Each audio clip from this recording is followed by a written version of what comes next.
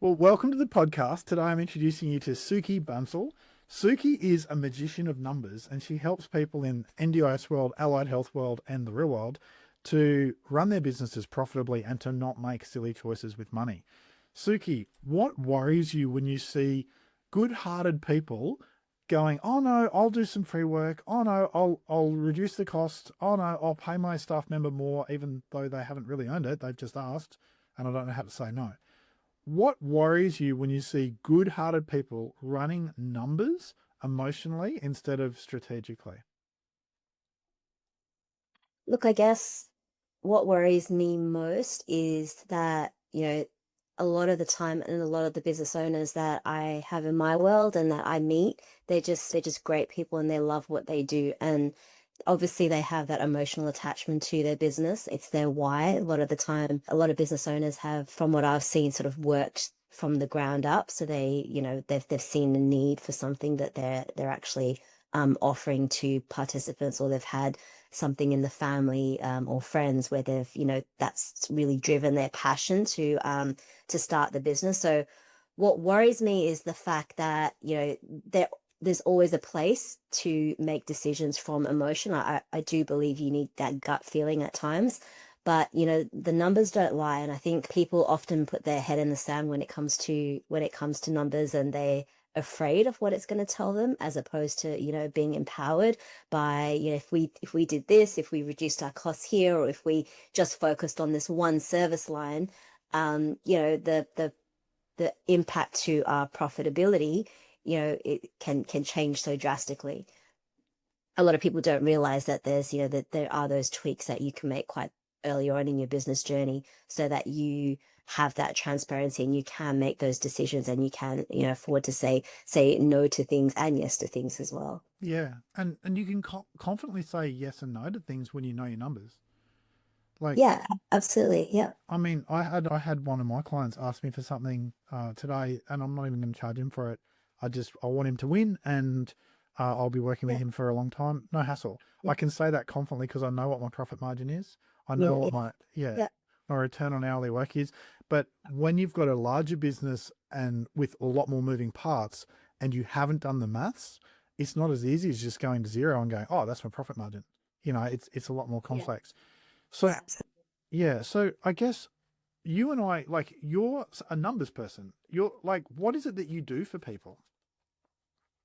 Yeah, so I look at the business holistically. So I think, that CFO role, and CFO is a very corporate term. So I kind of, I don't use it all the time, but essentially what I'm doing is I'm coming into the business, and usually the numbers are a symptom of something else that is potentially not working, whether it's the systems, whether it's the people structure, operations, potentially even, the BD side of the business as well. So what I do is I come into the business and really give people a sense of, okay, what's the good, what's the areas of improvement, and basically come in and say, okay, well, you know these are the immediate things that you need to look at in your business if you want to take it to that next level, or align it with their financial goals. So, and then, I'll work with them, if it's my area of expertise, or if it's not, I'll bring other people on board, like, yourself, from a business coach perspective, marketing, brokers, if I feel the need that they really need to restructure their debt, and in some cases, accountants, so that they really have that. I work quite closely with accountants and bookkeepers, because what we do, we're a team. And I'm not, a lot of the time people think, just because I'm a chartered accountant, I'll be doing their taxes and stuff. I don't specialize in that. I get great people to help my clients with that, and we work together, so we're like a solid financial team. I I'm get more that. forward looking, and they're more sort of in the past, in the compliance side. Okay, can I ask you a question? Because I love this. A Yeah, chartered yeah, sure. I don't accountant. know if I answered your Well, questions. you did. A chartered accountant doesn't do people's tax. It's like, right, in that case, you must be doing something more important. What you're actually doing is helping people find the hidden profit in their business and Yeah, extract it, or yeah, solve the bleeding. So a lot of people, when they start, everything you're doing is built on the foundation that people deserve to make a profit. Now, a lot of people, when they start, definitely. say they're an occupational therapist, they start their business and they're in their mind, they're like, I need to earn as much as I can get working as an employee. And someone like you, where I would say, no, that's not true at all. You need to earn double that, because there's going to be big hits to your revenue that come in that as an employee you were shielded from, as a Yeah. business owner you're not. So, I mean, would you say it's fair or unfair that say any business owner must earn 1.5 times their best employee? Otherwise, they either change the business, fix it, or get rid of it. Would that be fair or unfair? Yeah, no, look, I think it's fair. I think whatever stage you are in business, it's important to pay yourself because you know, you deserve to be compensated for that time. And I get it, like as a startup, you know, sometimes they don't have that huge cash runway, but it's important to get in the habit of, you know, starting to compensate yourself, or if you're sort of stepping away from the business, then, you know, having the right people around you and paying them well. You know, I think, you know, in order to attract good people. And I was having a conversation with my client yesterday about this, and he does it really well, is that, you know, you surround yourself, you get great people on board and you pay them what they're worth. You know, it's not always about cutting costs. But that, you know, linking your own self-worth in the business is really key, and tying it to some sort of a personal goal that you have. So say, for example, you know, if I've got a client that is looking to purchase a house or, you know, buy an investment property, it's linking that profitability or what they're paying themselves with their, you know, their own personal goal. So the business is really the vehicle to get them there in a way. Okay, I love hearing this. It makes sense. Yeah.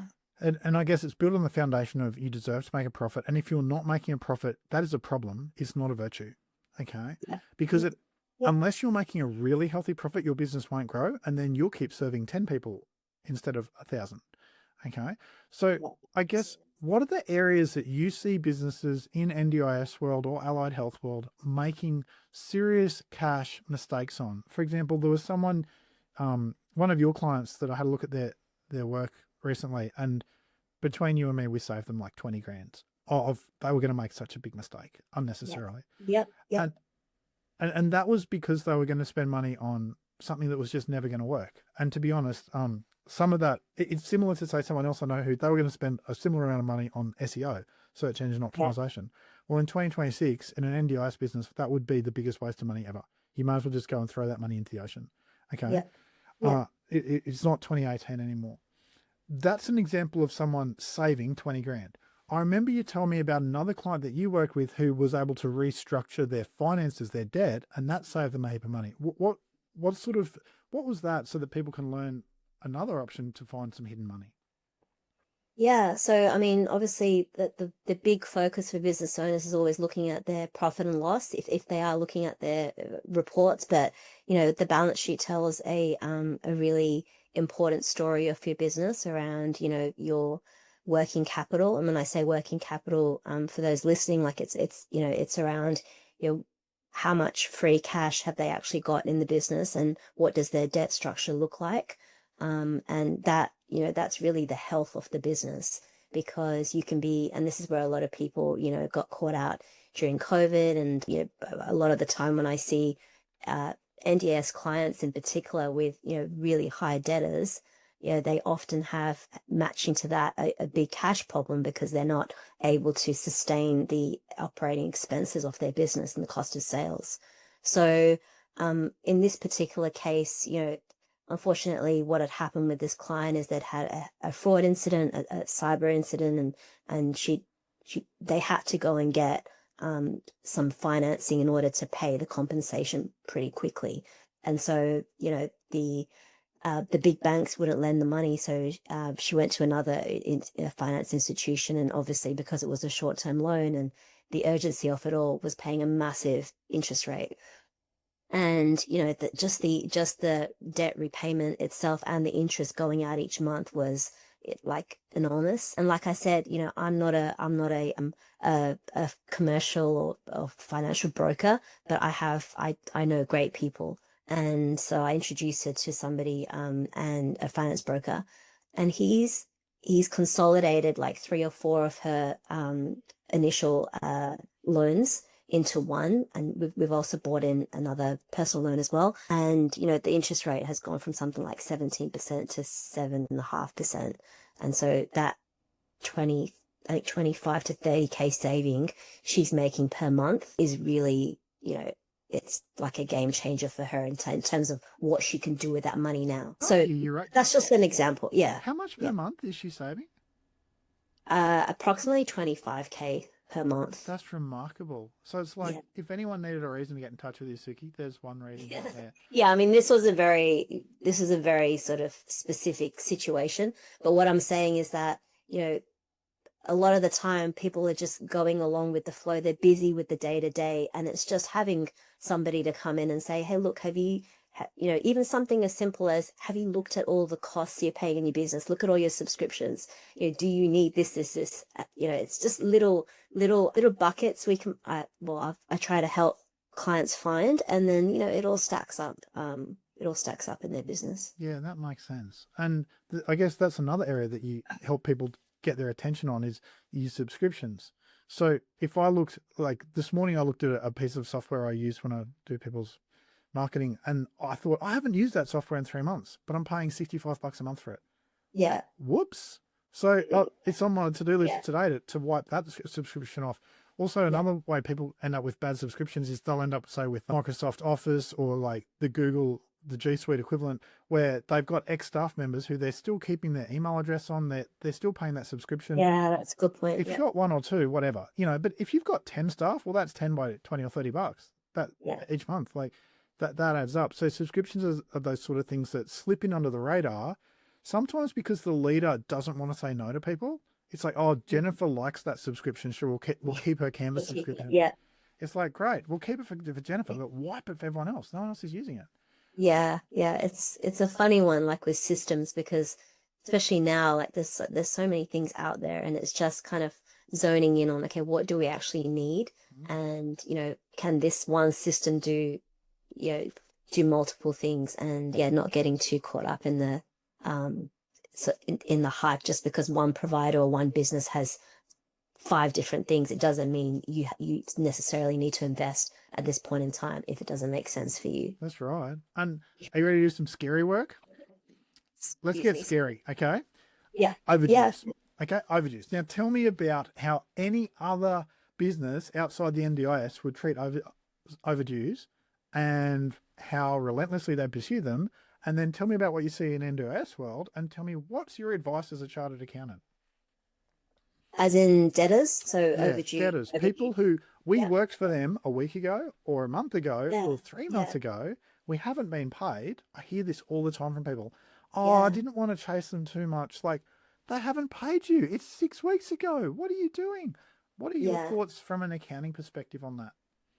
Yeah, look, I think it's a core process in the business that you need to put in from the get-go around, managing your receivables. So receivables and debtors, I use them interchangeably, but it's getting a solid process in place. So whether that's you, whether that's your bookkeeper, whether that's somebody else, an accounts clerk, somebody in the business that's always on top of it. So looking at your debtor balance, looking at the number of days you typically get paid is a key KPI in your business that you should be monitoring, because it'll, by the time if your debtors are stretching out to 60, 90, 120 days, by that time you're feeling the effects in your cash flow.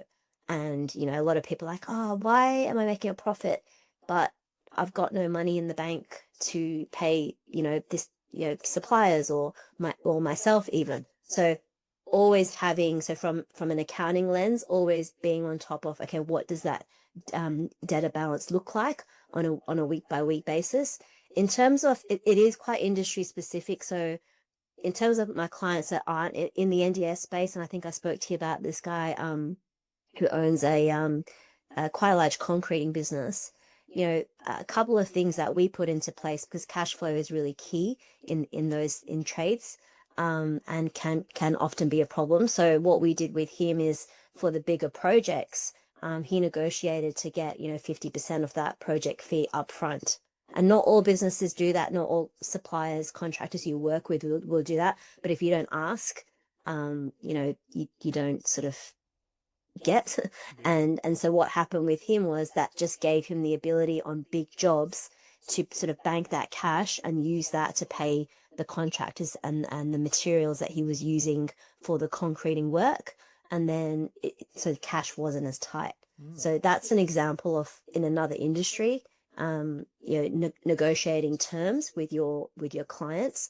But I'd say in the NDIS world, and I've got clients on both ends of the spectrum. Some are really great with their cash collection, and some are, on the opposite end. And the ones that are on the opposite end, they don't have a solid process in place, Michael. So they just, I think the root cause of it is they don't have, firstly, the right system. Like, for example, they're not using something like shift care, like things aren't automated, invoices aren't flowing into Xero, there's no reminders being sent.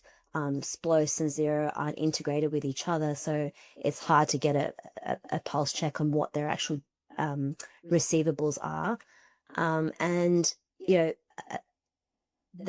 owner is normally doing it all, so they don't have people around them to help them manage debtors. And so a lot of the time, what I found works really well is, again, just having a core process in place around your invoicing and also your collections, and obviously having the visibility of what that is looking like week on week. So having a scorecard, having KPIs in there that really tell you the story around overdues. Yeah, this is really insightful what you're saying, because we can use this in NDIS world.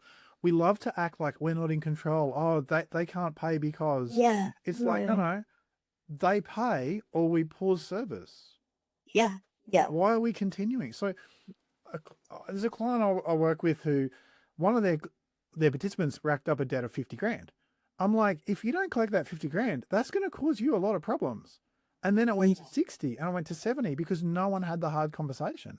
Service. And there were all these emotional reasons why, her support coordinator did this and NDIS has promised us that we'll do that. Like, guys, you're being lied to. It's going to cost you. I don't think they've collected that 70 grand yet. Oh, gosh, but I'm grateful that they stopped at 70 because they would have kept going forever. And we've all done that because we care. But we can't do that with an amount of money that's going to break us. We need to stop relying on people's excuses and just pause service. Now, sometimes, Sukhy, people go, but if I pause service, I'll lose the client. Honestly, if you pause service because they chose to not pay you or because their system was so messed up, their NDIS plan was so messed up, and that they didn't, to be honest, grasp how to use it, that if they leave, you know what? How much better would those guys have been losing a 30 grand client than racking up this massive debt? Yeah, absolutely. And two specific areas where I've seen collections being really poor is when the participant is potentially self-managed. And so, they're dealing with the guardian or they're dealing with somebody else outside of the NDA that won't pay, And so there's been a lot of learnings there I've seen with clients around not to say you shouldn't take on participants like that, but just be really sure that the funding and the payment side isn't going to be an issue. And the other thing the other scenario I've seen this, falling over is where the provider, so the business hasn't been told that the plan has changed, so that the communication has broken down between the plan manager and the provider. And so they continue providing services month on month. And yes, very similar story to yours. I know one business, I don't work with them anymore, but they just kept on providing this service without, understanding why their invoice weren't being paid. And then it was really hard to collect that money in the end. Absolutely. So using shift care, using Proda, using, close, there's so many tools out there that if you just get a good handle on them, you get the right people, that invoicing process and follow-ups should be seamless, and it should be something you address very early in your business as well. Right. And you talked about the self-managed people. They're in control. Like a self-managed person who hasn't paid within 7 or 14 days, that's because they're choosing not to. At least then we can't externalize blame. It's so dangerous though. And it's like NDIS businesses are getting scammed by this because it's in the participant's interest to not tell you that their plan has changed. So then suddenly there's a debt there, and then they're like, we ran out of funding. It's like, who racked up the debt? Yeah.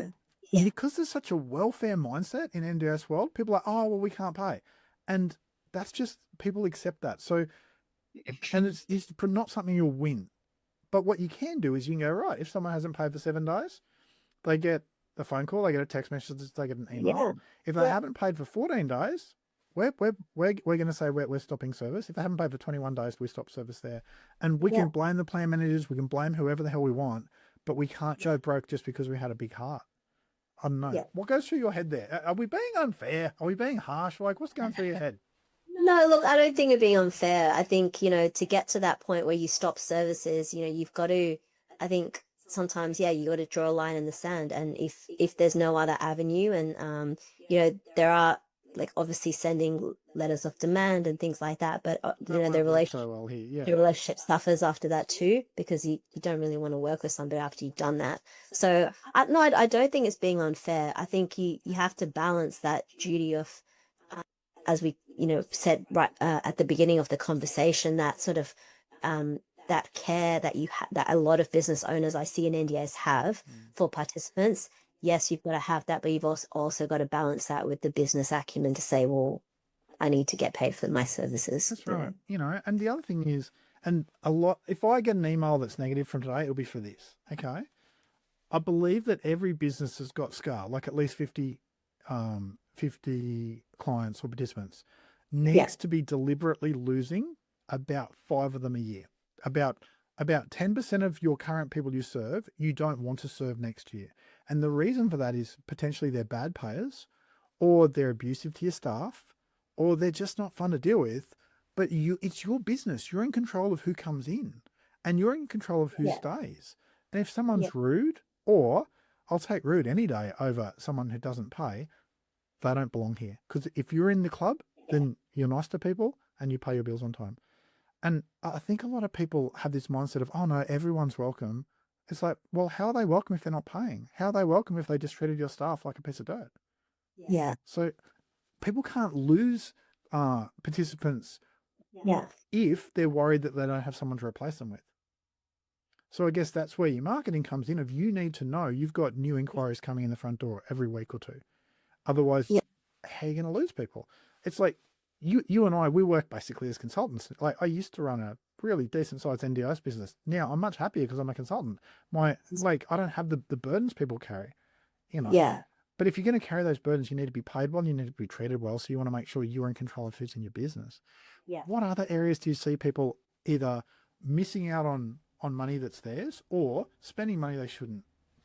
Yeah. So I think the really great NDS businesses I see, obviously, in a way, like that's when I say we, as in if I'm in my client's shoes, they're price takers. So we're limited by the price guide.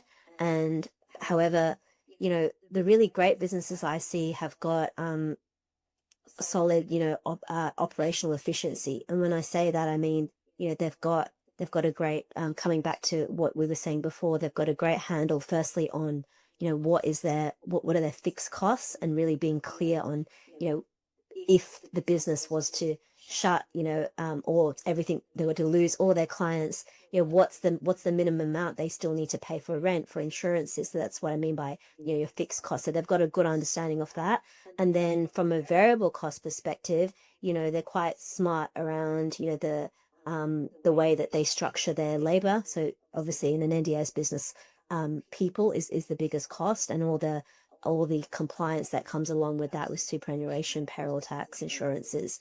So I've seen the great businesses structure that really well in terms of that mix between casual, full-time, part-time, but even just being able to be really have great transparency around, like, say for a still house, for example, structuring the shift care workers, and I'm getting a bit technical here, but structuring, yes, structuring the shift care workers really well, and being on top of things like overtime, and getting those ratios working. So it's, it's obviously driving profit, because you can have 15, 20 still houses, but if you haven't got that participant to staff ratio right, the cost can blow up depending on what you're paying on rent and other things like that.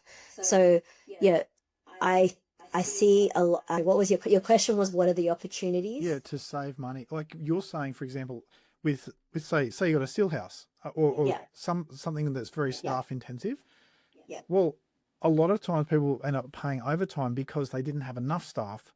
So they're having to put someone on an extended shift or whatever. It's like, no, you didn't lose money at this point of staff. You lost money at the point of recruitment there, you know?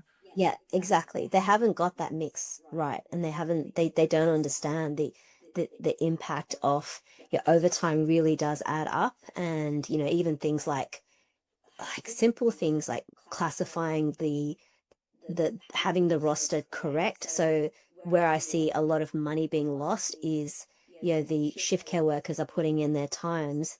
For example, a sleepover shift is being classified incorrectly. And that's having a knock-on effect because it should have been a sleepover shift, but it's being classified by Employment Hero or whoever's looking at the rosters as overtime. So yeah, I've seen clients caught out by that because that overtime can be in the thousands if you've got sort of that large workforce. So um, I think you can save money by having a really solid, again, a really solid process around your timesheets, around the way you structure your staff for certain services, and I think also just being aware of like how much time is being spent on administration tasks, Michael. So, really making sure that you're being mindful of that. If you've got quite experienced staff, and I'm not saying on the ground, but even managerial staff. So if you've got an operations manager, if you've got people, service delivery managers, it's making sure that you still want to make sure your billable percentage is quite high. So I see a lot of leaky buckets around paying premium for people, but they're not doing billable work. Sukhi, preach it. Okay, so It's getting that shit. absolutely. And I could go all day about that, good, but yeah. because this is what kills businesses is that we find ourselves doing tasks that don't generate revenue. Okay. Yeah. So when you think about it, Suki, you and I here doing a Yeah. podcast, this doesn't generate either you or I revenue straight up. But in 6 months' time, when someone contacts you because they're like, I need Suki to help me, it does. You know what I mean? So in a sense, this is probably the most profitable use of our time, apart from the fact that it's fun. Okay. But if you look at, say, whether like your mid-level managers or even your leaders, there's a director I work for who mid seven-figure business, right? Like pretty Yeah. decent sized business. He did a time audit in the last week or so of how Yeah. he's spending his time, and about half the time he's spending is time that could be done by someone else at a very low price point. And then imagine what he can go and build if he gets his time back. Yeah, absolutely. Now he's the director. He's motivated to be doing billables. But Yeah. imagine your mid-level managers. They're doing all these ticker boxes to cover their butts so they don't get critiqued. Let's be real. And then you've got your lower level staff who are doing all these ticker boxes because the mid-level managers tell them to cover their butts. And it's like, sure, we have to be compliant, but at what point did you put the icing on the cake and then another layer of icing, another layer of inefficient icing? It's like, what are you doing with your time? And especially when there's software to do half this stuff for people, or there's virtual assistants sitting in the Philippines who would love a job in English, like they're strong in English, like, Yeah. Yeah. or just you don't give them the phone call job. Keep that for your person who understands NDIS and understands Australian culture. But there's no reason why any office should have 50 not have 50% of the admin tasks done overseas. I just can't see a reason, and we can claim it's privacy or whatever, but it's just a red herring. What are your thoughts on the efficiency of how people spend their time? Yeah, I'm in agreement with you around. I quite like the offshore model, and I know there's different people, different sides of the coin, depending on what experience they might have had personally. It can be hit and miss. I agree with that, and I've had personally in my business that happened to me as well. So I think from a sorry, what was the question? Yeah, I think the question is, you're Oh, the saying that time. Yeah. if you use offshore work badly, you are inviting disaster into your business. So there's a Yeah. whole skill set in how to work with people from another country. Like you got someone from a different culture, different expectations, and they don't know how to talk the NDIS talk. We're going to have some problems. So you don't give them tasks they can't win at. You give them things that they can only succeed at. And then gradually, as they build trust with you, you add more and more tasks to their Yeah. workload. And people who Yeah. don't like that model, they're allowed to not like that model. But you and I are allowed to like it too. So, We're allowed to like it. Yeah. And I think, it's like, I really like that time audit idea. And, I think again, it's not even at, I mean, obviously the founder and the director, that's important for them to do, but it's that next level down. So say an operations manager, for example, or, that kind of second IC to the director. yep. Yeah, it's getting an understanding. Okay, what are they doing day to day, and can we bring in some efficiencies, like more offshore staff? And so, yeah, the businesses that I work with, a lot of them do have offshore, or I've helped recently one business in particular recruit some people, one in the Philippines, one in Nepal, to sort of start to, because they're growing quite rapidly, to really start to sort of form that finance function. And then I come in and sort of oversee that for them when we have finance huddles and things like that every week. So, and just that, if that, what that has brought into the business is so much structure, and the business is now stabilized, and we've got a good solid foundation to start growing.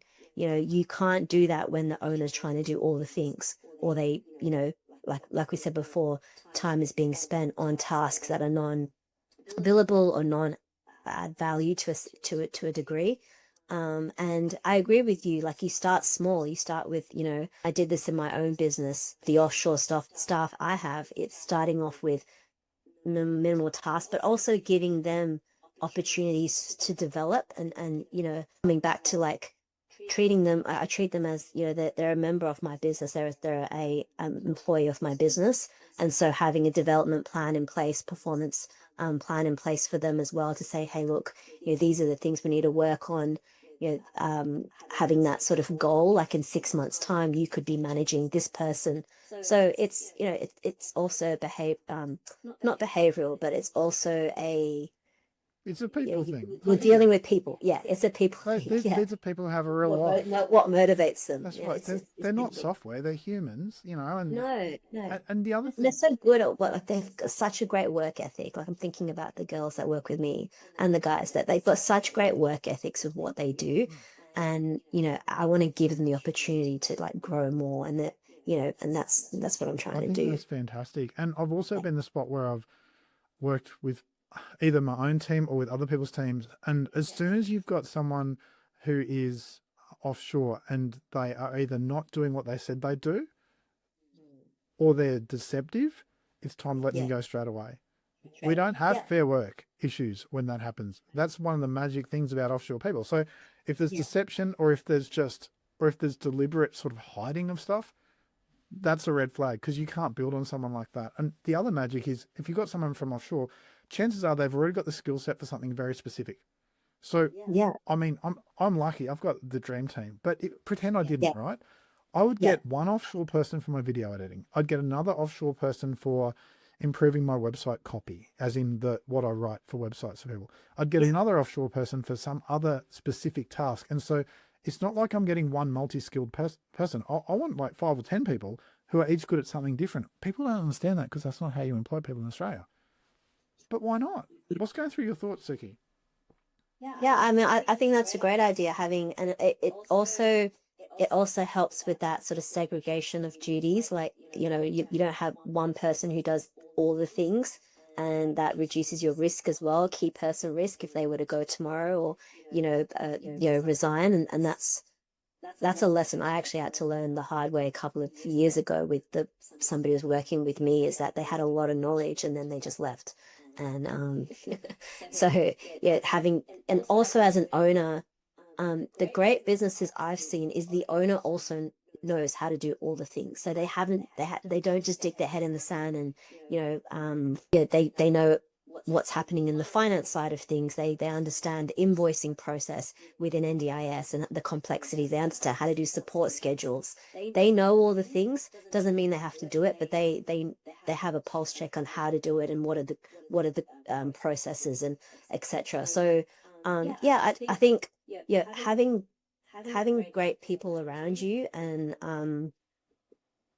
having great people around you in your business is the only sort of way you are going to grow and scale. It's not sustainable to do everything, whether you're a contract model like us, or whether you're, a bigger service-based businesses, an NDIS or trades or whatever it is, you need to have the right people around you. And as a founder, you need to be able to step out and be okay with having, somebody else run the show so that you can go and work on all the visionary things that, most entrepreneurs, most founders have in their business, the ideas. Yeah, I love what you're saying is the purpose. Yeah. Why are you doing this? It's not because you love 55-hour work weeks. Okay. It's because you're building something so you can either step out or you can sell. Okay. And Yeah, exactly. Yeah. and all of us want to make a massive difference. You make a massive difference by having a business that serves people wholeheartedly. You can't do that unless you've got a healthy profit margin so that you can step out and you can continue to do amazing things, because businesses with no profit margin don't overserve people. They underserve people. Well, Sukhy, what you've proven today is that there are chartered accountants out there who can talk in very plain English and can be very helpful and can be very practical. So thank you. I appreciate that a lot. I'm certain that most people who are listening to this are going to be like, right, I have to go and build this system, or I have to do that. It can be overwhelming because it's like, oh, there's 3 or 4 things, Sukhy and Michael said, but you know what? Just pick one. Start with one, Pick one, yeah. So I guess if people want to get in touch with you, Sukhy, they could just contact you. We'll give you their details. Or guys, just send me a message. I'll put you in touch with Sukhy, Michael at athletickoala.com.au. Happy to help you there with Sukhy. Sukhy, how would someone find you? What's your business name? How do they find you? Yeah, so my business name is ERS Advisory. And look, I'm mostly active on LinkedIn, so that's probably around a lot of things that we've spoken about. I'm getting better at doing that. Good work. And I'll be having some webinars coming up as well, some free webinars. So I think just either send me a message on LinkedIn or contact Michael or give you my email address. But yeah, I'd love to sort of even if it's just for a chat or some guidance. Definitely open to helping as many people as I can. Very helpful. And this is an accountant who actually responds to your emails within a few hours. What? I love it. Bring it on. Well, thank you so much for your time. Michael. You have yourself a great day. I appreciate the time you've given us today, Sukhy. Thank you. Appreciate you having me on.